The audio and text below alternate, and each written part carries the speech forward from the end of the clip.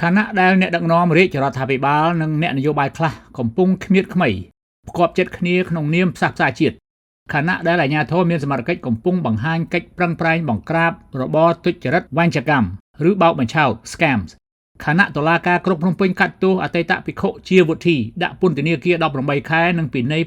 $500ពលរដ្ឋខ្មែរជាច្រើនលើសលប់ប្រឈមមុខនឹងបញ្ហាជីវភាពក្នុងស្ថានភាពសេដ្ឋកិច្ចមានអនុភាពគ្មានភ្ញៀវបញ្ជាទិញផលិតផលបាត់បង់ការងារធ្វើរោងឧស្សាហកម្មរោងកម្មន្តសាលបិទទ្វារជាបណ្ដើរ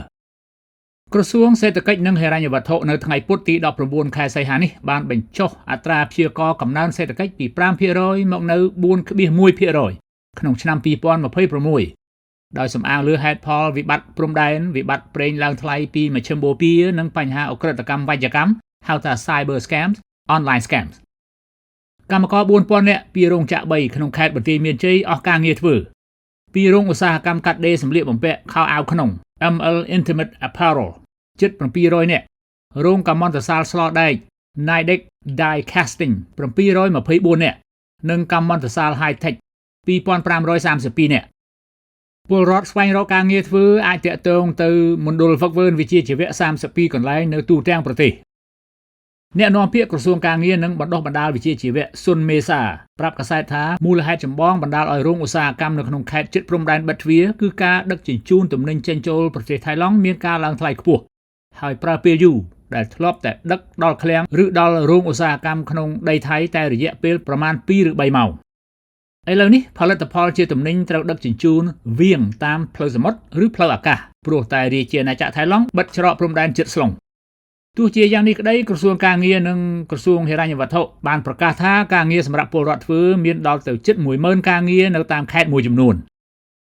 បញ្ហាចម្បងមួយទៀតអ្នកសង្កេតការមើលឃើញដែលប៉ះពាល់ដល់សេដ្ឋកិច្ចជាតិគឺវញ្ចកម្មឬរបបឆបោកបញ្ឆោតតាមបច្ចេកវិទ្យាតាមបណ្ដាញទូរគមនាគមន៍ហៅតាមភាសាអង់គ្លេសថា Cyber Scams ឬ Online Scams ដែលប្រើអន្តរបណ្ដាញអ៊ីនធឺណិតលួចយកប្រាក់ពីជនរងគ្រោះពាសពេញតំបន់អាស៊ីអឺរ៉ុបនិងសហរដ្ឋអាមេរិក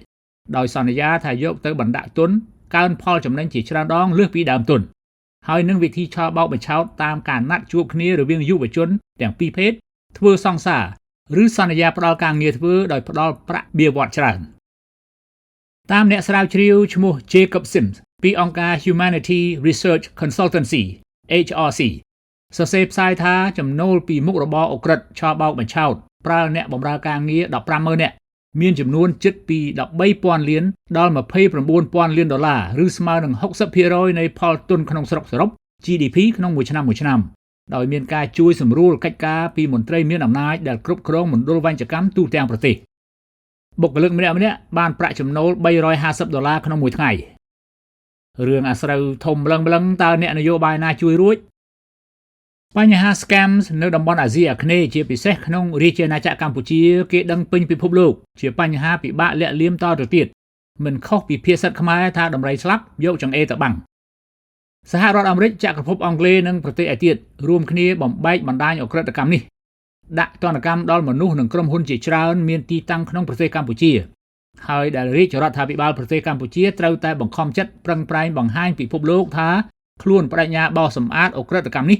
បន្ទាប់ពីរដ្ឋាភិបាលប្រទេសថៃឡង់ផ្ដើមកំទេចមណ្ឌលវញ្ចកម្មជាប់ព្រំដែនដូចជាបនលបែងកាស៊ីណូជាដើម